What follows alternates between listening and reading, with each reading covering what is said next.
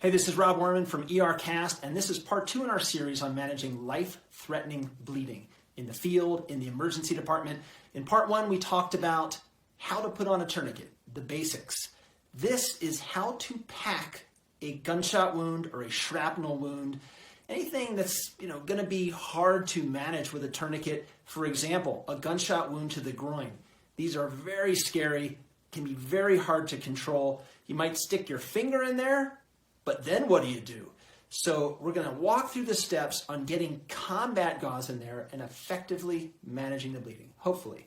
Our guest is Dr. Mike Schertz. He is a veteran of Special Forces. He was a Special Forces medic. He is an emergency physician. He's an EMS director. And how this video works is he's going to go through it the way he does this. Then we're going to break it down step by step. And then after that, I'm going to do it. And trust me, he makes it look so easy. It's actually not that complex. Takes a little bit of practice, but I'll tell you, man, he's obviously done it a lot of times. This is the first time I had done it and, kind of fumbling over it, but I want to show you that so that you can learn some of the nuance of this as he's correcting my technique. So here we go, how to pack a gunshot wound. How you pack wound is step 1, you stick your finger in there and figure out where it's bleeding from, because if not, you don't really know if you're packing like some blind channel. And then step 2 is you take the end of the gauze, and this is training combat gauze, wrap it over your finger and then put the first wad there, and then you kind of extend out 6-8 inches, and then you feed it to yourself. So as soon as your finger comes out, you push that in, and then you feed out a similar length and push it in, and then you feed and push it in. So you're almost always in the wound, and that keeps pressure on the wound a lot faster. And then one of the things that's nice about this guy is once it's fully packed, let me kind of jump this forward a little bit, is once it's pretty packed and you're just about to the point you can't get any more gauze in there, you can start peeling these edges up to get under the edges, which is exactly what you do in an actual wound, right? Because then when you let go of it, the tissue kind of compresses back on itself. All right, let's break this down. So Mike's identified where the bleeding source is, put his finger in the wound, he's got his gauze ready, and then he wraps it around the tip of his fingers. Here's how he does that. Training combat gauze. Wrap it over your finger and then put the first wad there.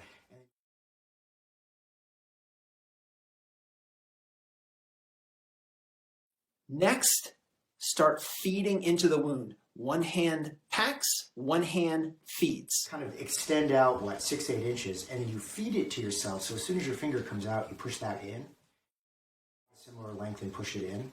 And then you feed and push it in. So you're almost always in the wound, and that keeps pressure. Next step, the wound is all full, and we're going to pull the wound edges apart to just get that gauze underneath to create even more pressure. These edges up to get under the edges, which is exactly what you do in an actual wound, right? And then last, Mike didn't show this now, but we'll see it later in the video. He takes the rest of the gauze and pushes it on the top to keep direct pressure. And you got to do that at least for 2 minutes for this combat gauze, for the hemostatic agent to really take effect. Fully packed, I'm going to take whatever gauze is left over, maybe another roll of Curlex, and I'm just going to do two-handed pressure on it for 2 to 3 minutes. Now let's get into what it looks like for a newbie with this technique, and I'll fumble over it a little bit.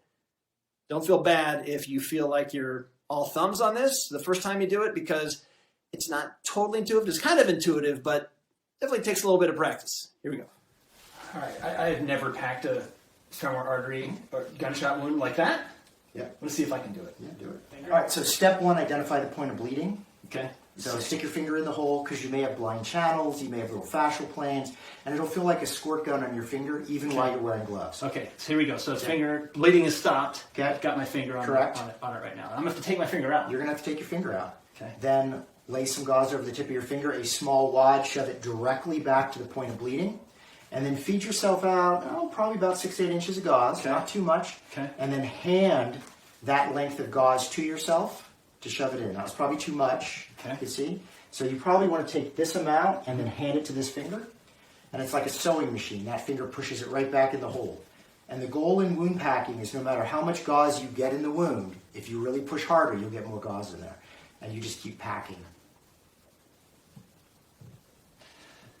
At some point when the wound belly, the cavity's pretty full, you can usually get more gauze in there if you start to spread the edges of the wound apart a little bit, deform the wound a little, get more gauze in there, and then as the Okay, it's tight. That's tight. Okay. That's tight. So then see if we can kind of expand the wound a little bit to get more under those edges. I realize as I'm doing this that when I've done this in the past, I've released pressure for at least a second or two at a time as I've gone back, because what it's been is take this, and I have not made a missile with my finger in here. It's just been here, loose end, shove in, come out, shove in like this, come out. Not this where I'm feeding to myself, coming out briefly.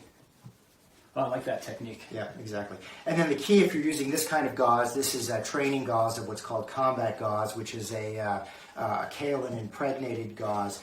It does require 2 to 3 minutes of direct pressure after the wound's fully packed, so the kaolin has a chance to encourage clotting. So it's all in here. I've got my full pressure, on here, and then I'm just gonna keep my pressure here, or keep finger pressure on there. So once it's fully packed, I'm going to take whatever gauze is left over, maybe another roll of Curl-X, and I'm just going to do two-handed pressure on it for 2 to 3 minutes. But yeah, one of the keys is you really need to identify the point of bleeding, because you can pack some of these little nooks and crannies, and if you never get to the point of bleeding, it's still going to be bleeding. So that's where that first is. You felt that you have the idea, and now my finger is directly to that point of bleeding. Directly in that point, and now I'm going to go in and I'm going to feel that point. And so I'm going to release, and I've kind of made like a little cup out of it. It's going in there, and it'll naturally release on here. Correct. Feed it to myself. Feed it to yourself. Yeah, I think of it from a standpoint: this hand packs, this hand loads. Okay. It's like a sewing machine; just goes in and out, in and out, in and out. And this size wound, packed aggressively, it takes you about 20, 30 seconds to pack it. So it's pretty quick. All right. Thanks, Mike. You're welcome.